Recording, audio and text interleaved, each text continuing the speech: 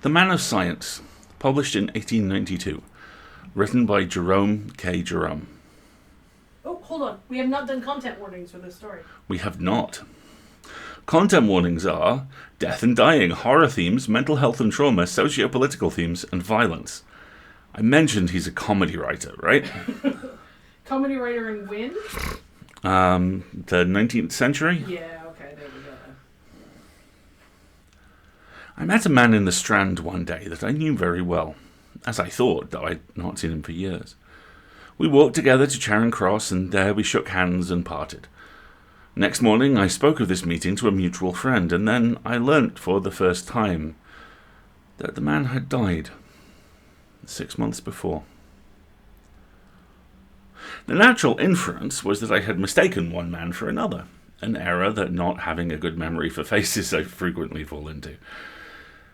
What was remarkable about this matter, however, was that throughout our walk I had conversed with the man under the impression that he was that other dead man, and whether by coincidence or not, his replies had never once suggested to me my mistake. As soon as I finished, Jeffson, who had been listening very thoughtfully, asked me if I believed in spiritualism to its fullest extent. "That's rather a large question," I answered. "What do you mean by spiritualism to its fullest extent?" "Well, do you believe that the spirits of the dead have not only the power of revisiting this earth at their will, but that when here they have the power of action, or rather of exciting to action? Let me put a definite case. A spiritualist friend of mine, a sensible and by no means imaginative man, once told me that a table, through the medium of which the spirit of a friend had been in the habit of communicating with him, came slowly across the room towards him, of its own accord, one night as he sat alone, and pinioned him against the wall. Now, can any of you believe that, or can't you?"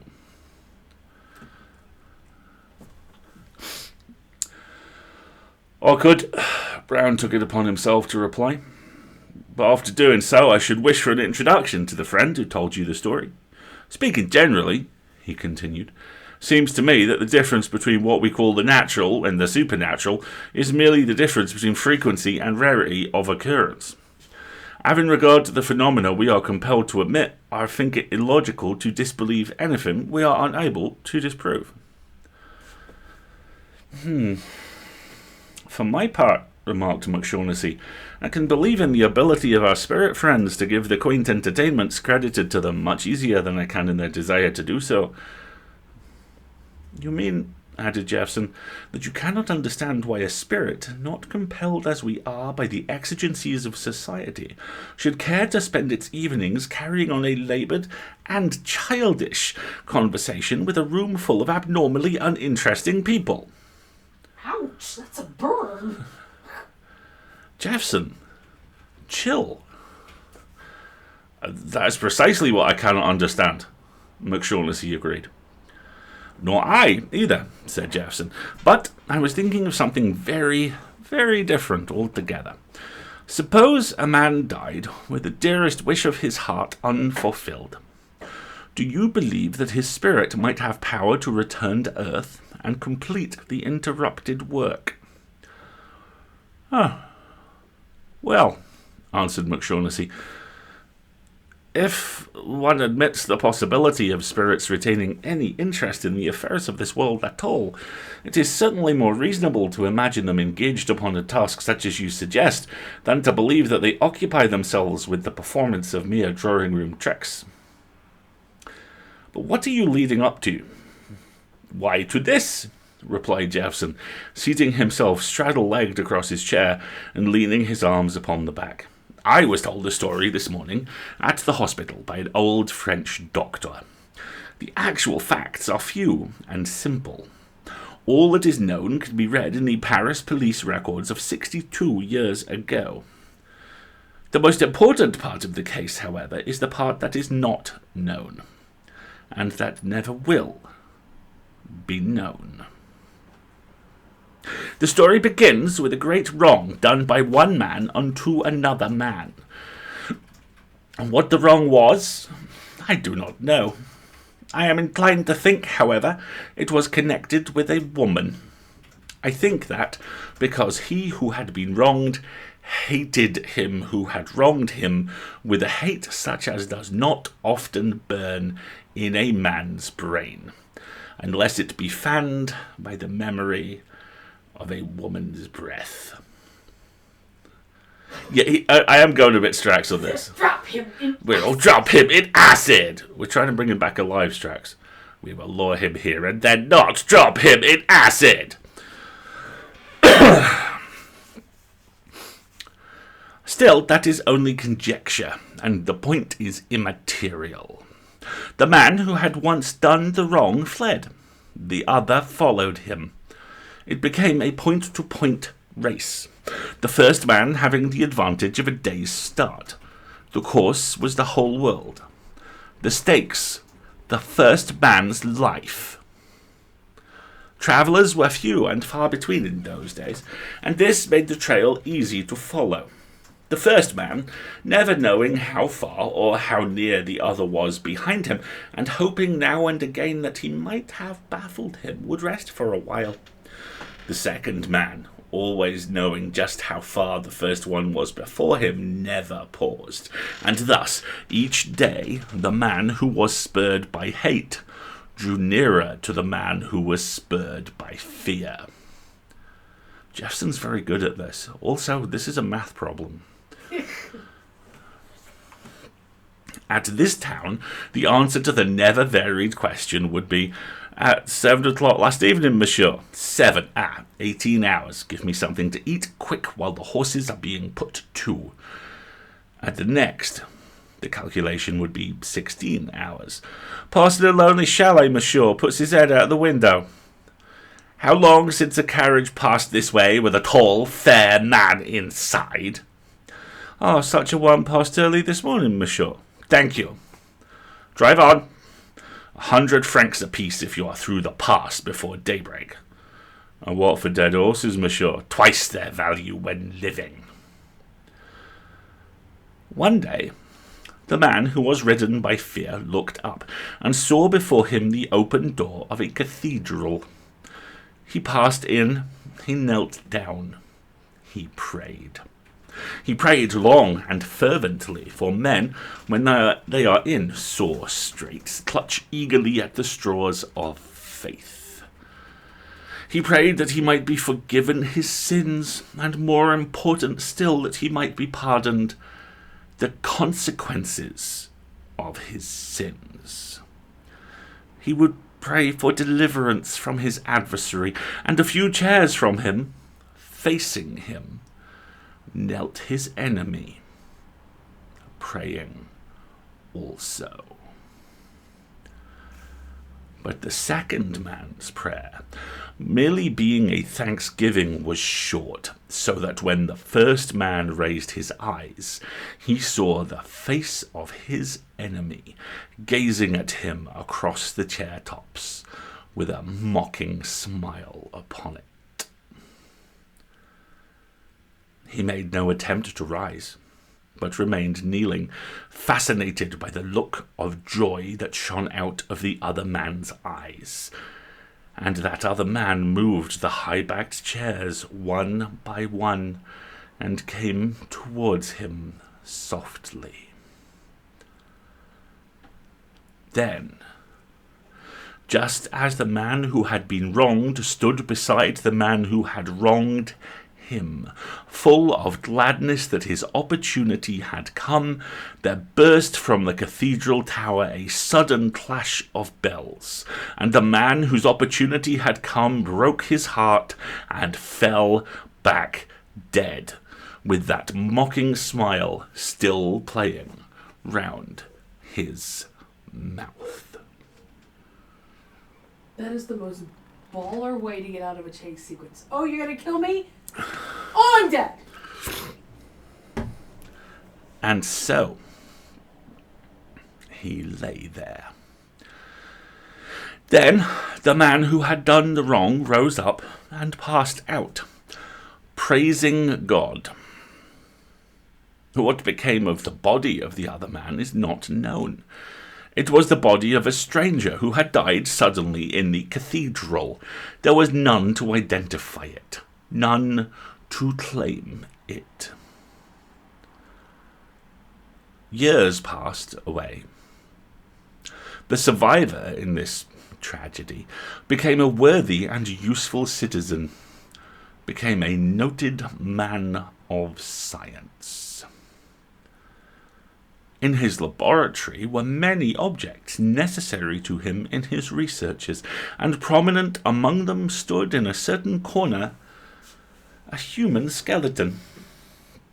It was a very old and much mended skeleton, and one day the long-expected end arrived, and it tumbled to pieces. Thus it became necessary to purchase another. The man of science visited a dealer he well knew. A little, parchment-faced old man who kept a dingy shop where nothing was ever sold within the shadow of the towers of Notre Dame. The little parchment-faced old man had just the very thing that Monsieur wanted, a singularly fine and well-proportioned study. It should be sent round and set up in Monsieur's laboratory that very afternoon.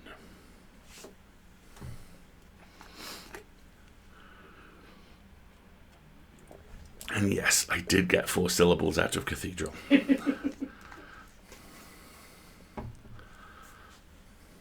The dealer was as good as his word. When Monsieur entered his laboratory that evening, the thing was in its place. Monsieur seated himself in his high-backed chair and tried to collect his thoughts, but Monsieur's thoughts were unruly and inclined to wander, and to wander always in one direction. Hey, shut up. Monsieur opened a large volume and commenced to read. He read of a man who had wronged another and fled from him, the other man following. Finding himself reading this, he closed the book angrily and went and stood by the window and looked out. He saw before him the sun-pierced nave of a great cathedral, and on the stones lay a dead man with a mocking smile upon his face. Cursing himself for a fool, he turned away with a laugh. But that his laugh was short-lived, for it seemed to him that something else in the room was laughing also. Struck suddenly still, with his feet glued to the ground, he stood listening for a while, and then sought, with starting eyes, the corner from where the sound had seemed to come. But the white thing standing there was only grinning.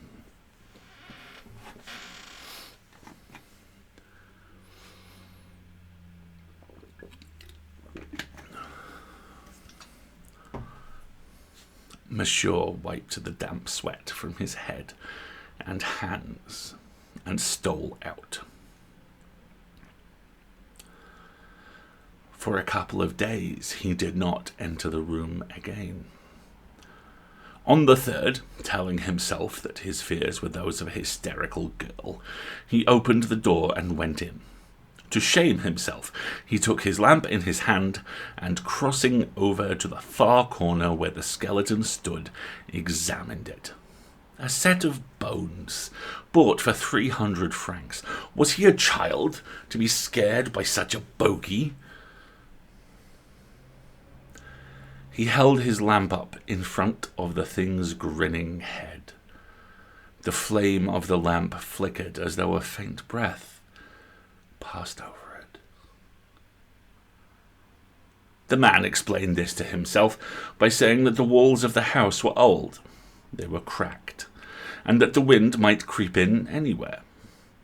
He repeated this explanation to himself as he recrossed the room, walking backwards, with his eyes fixed upon the thing.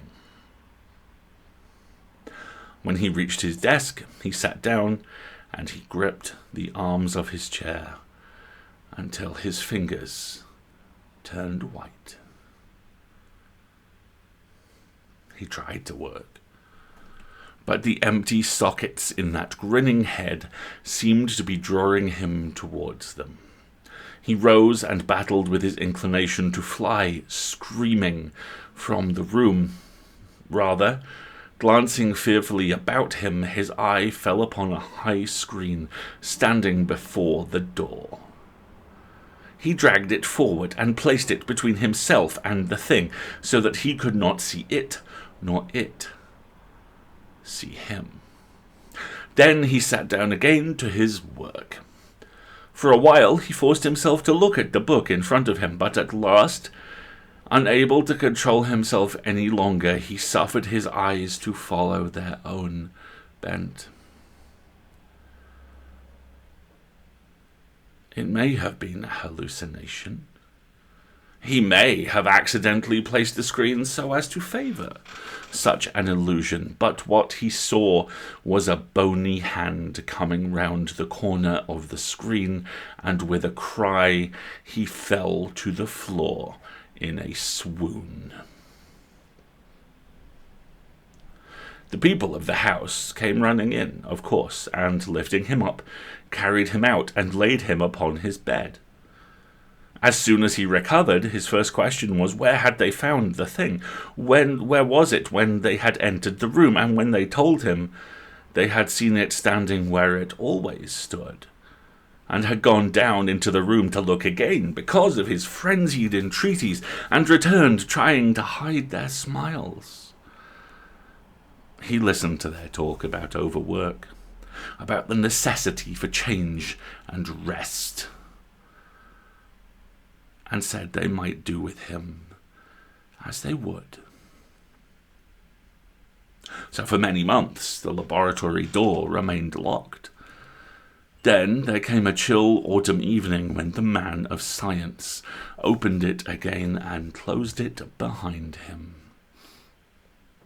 He lighted his lamp, gathered his instruments and books around him, and sat down before them in his high-backed chair.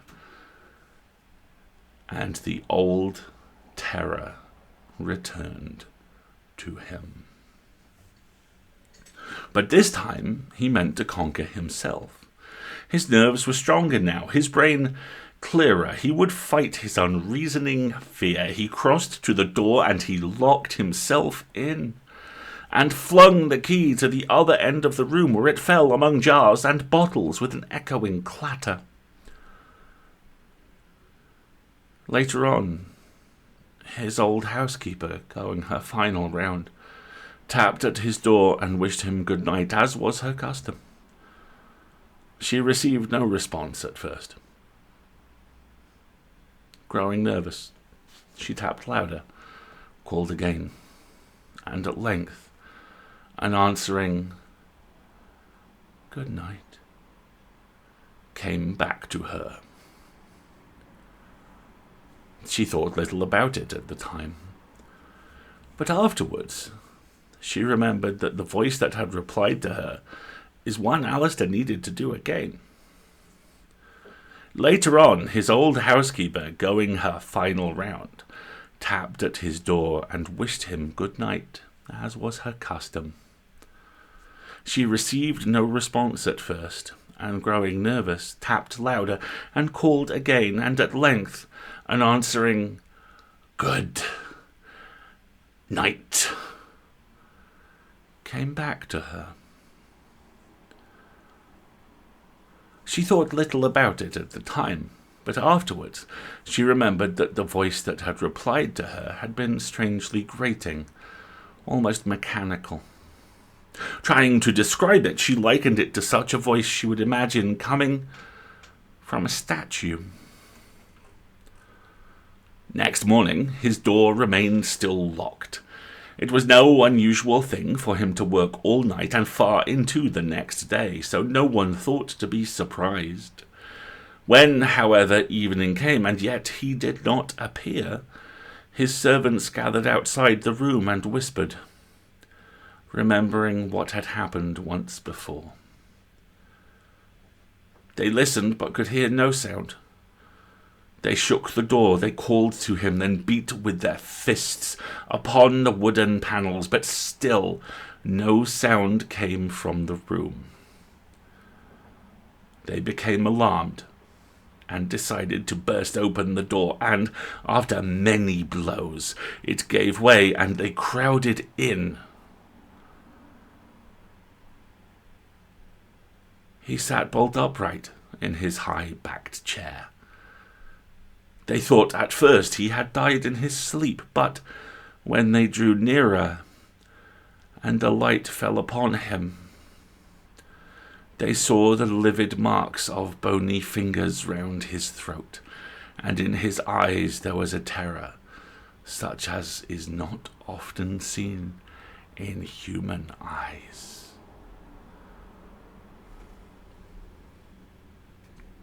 Brown was the first to break the silence that followed. He asked me if I had any brandy on board. He said he felt like just a nip of brandy before going to bed. That is one of the chief charms of Jeffson's stories. They always make you feel like you want just a little brandy.